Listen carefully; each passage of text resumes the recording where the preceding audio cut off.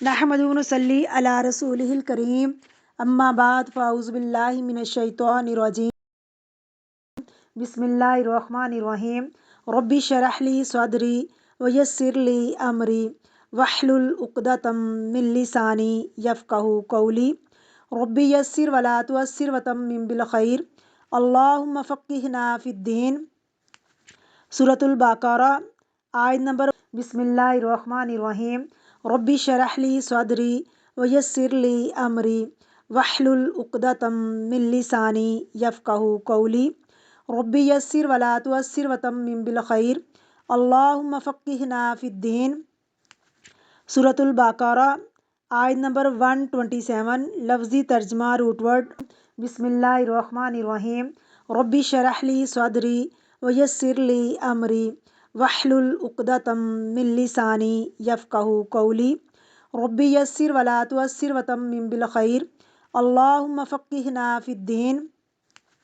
سورۃ البقرہ آیت نمبر 127 لفظی ترجمہ روٹ ورڈ اور تفسیر۔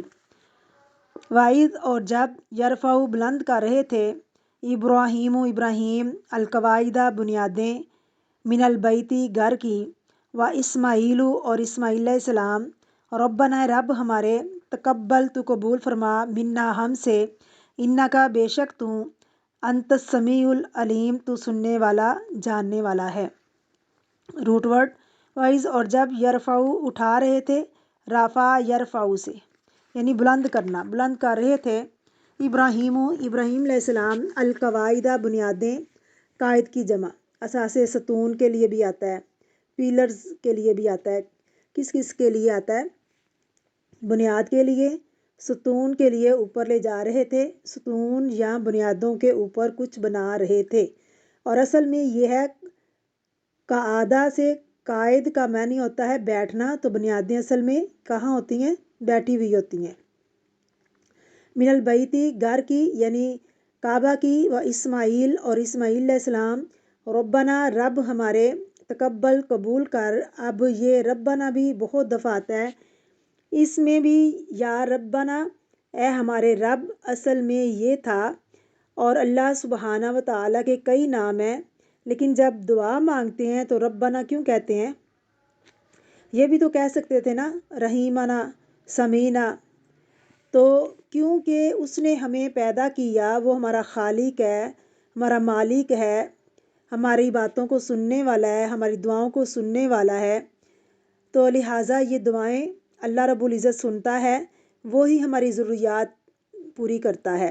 تو جب ہمیں ضرورت پڑتی ہے تو ہم اس کو ایسے نام سے پکارتے ہیں کہ جس سے دعا قبول ہو جائے، کیونکہ اس نے پیدا کیا ہے۔ دیکھیں رب کئی معنوں میں بار بار دہراتی ہوں، خالق، مالک، مدبر، کیونکہ وہی مالک ہے، وہی مدبر ہے، پلاننگ ساری اسی کی ہے، لہٰذا اسی کو پکارنا چاہیے۔ ویسے تو اللہ رب العزت کے کئی نام ہیں اور کسی بھی نام سے اس کو پکارا جا سکتا ہے۔ قرآن مجید میں آتا ہے وَلِلَّهِ الْأَسْمَاءُ الْحُسْنَى، یعنی اللہ کے اچھے اچھے ناموں سے اس کو پکارو، اپنی دعا مانگنی ہے تو ان کے نام، اس کے ناموں کے ذریعے اس کو بلاؤ۔ لیکن موسٹلی ہم کس نام سے پکارتے ہیں؟ ربنا کہہ کے، یا پھر اللہم کہہ کے، یا اللہ کہتے ہیں، تو اس کے ذاتی نام سے یا رب کے نام سے زیادہ پکارتے ہیں۔ تقبل تو قبول کر، کاف با لام قبلہ یقبل سے ایکسیپٹ کرنا، منا ہم سے۔ ایک اور بات یہ ہے کہ قبول کے لیے جو یہ لفظ آتا ہے، یہ ایسے کام کو قبول کرنے کے لیے کہا جا رہا ہے جس کے نتیجے میں کوئی معاوضہ یا کوئی چیز ملنے والی ہو، یعنی وہ یہ نہیں کہتے یا اللہ ہم کو اس کا اجر دے، کیا کہہ رہے ہیں؟ تو قبول کر۔ انڈائریکٹلی اس میں کیا چھپا ہوا ہے؟ انعام، تاکہ ہم انعام کے مستحق ٹھہریں۔ انکا بے شک تو، انتا تو ہی، السمیع سننے والا ہے، فاعل کے وزن پر ہے، العلیم بہت جاننے والا ہے۔ اب یہاں رب کے علاوہ اللہ کی دو اور صفات کا ذکر کیا گیا، السمیع العلیم۔ بسم اللہ الرحمن الرحیم۔ تفسیر۔ وَإِذْ يَرْفَعُ إِبْرَاهِيمُ الْقَوَاعِدَ مِنَ الْبَيْتِ وَإِسْمَاعِيلُ، اور جب اٹھا رہے تھے ابراہیم گھر کی بنیادیں اور اسماعیل بھی ساتھ لگے ہوئے تھے۔ باپ بیٹا دونوں مل کر گھر کی تعمیر کر رہے تھے، اکٹھے کام کر رہے تھے اور ساتھ کیا کہہ رہے تھے؟ ربنا تقبل منا انکا انت السمیع العلیم، اے رب تو ہم سے قبول فرما۔ اللہ کا گھر بنا رہے ہیں، تجھ سے دعا بھی مانگ رہے ہیں کیونکہ تو ہی سمیع العلیم ہے۔ تو اس آیت سے ہمیں بہت سی باتیں پتہ چلتی ہیں۔ نمبر 1، ابراہیم علیہ السلام اور اسماعیل علیہ السلام کی فضیلت، ان کی عاجزی، اور پھر یہ بھی کسی کا مقام و مرتبہ کتنا ہی بڑا کیوں نہ ہو پھر بھی وہ اللہ کا محتاج ہے۔ اور یہاں ابراہیم علیہ السلام اور اسماعیل علیہ السلام اپنے کارناموں کا ذکر نہیں کر رہے، یا رب دیکھنا تیرا گھر ہم نے کیسا بنایا ہے، بلکہ کیا کر رہے ہیں؟ کیا کہہ رہے ہیں؟ ربنا تقبل منا، اے اللہ تو ہم سے اسے قبول کر لے۔ ایک بہت بڑا سبق ہے ہم سب کے لیے اس آیت میں کہ ہم کوئی بھی کام کریں تو اس پر خوش نہ ہوں، اس پر تکبر نہ کریں، اس کا بار بار تذکرہ نہ کریں، ہم نے یہ کیا، ہم نے وہ کیا، ہم نے فلاں کیا۔ تو اعمال کی قبولیت کی فکر کریں، جب بھی نیک کام کریں تو ساتھ اس کے قبول ہونے کی دعا کریں۔ جو نیک کام کرتے ہیں اور لیکن وہ دعا نہیں کرتے، یا ان کا نیکی کرنے کا جو عمل ہوتا ہے وہ اگر ریاء الناس ہوتا ہے تو پھر ان کو کچھ حاصل نہیں ہوتا۔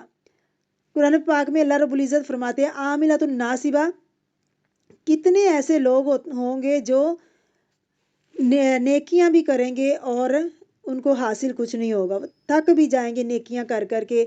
اور کتنے ہی روزے دار ایسے ہیں جن کو اپنے روزے کا حصہ سوائے بھوک اور پیاس کے کچھ نہیں ملتا۔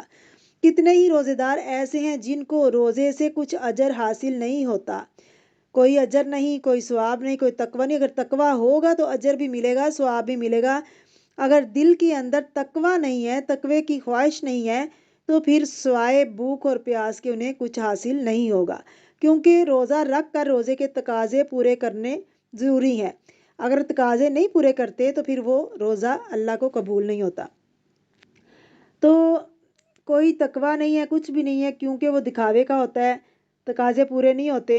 اور کتنے لوگ ایسے ہیں جو رات کو لمبے لمبے قیام کرنے والے ہیں، جن کو اپنے قیام سے سوائے رات کو جاگنے کے کچھ نہیں ملتا، وہ صرف جاگتے ہیں، وہ صرف شب بیداری ہوتی ہے ان کی، اور کچھ حاصل نہیں ہوتا۔ کیوں نہیں ہوتا؟ کیونکہ ان کی نیت خالص نہیں ہے۔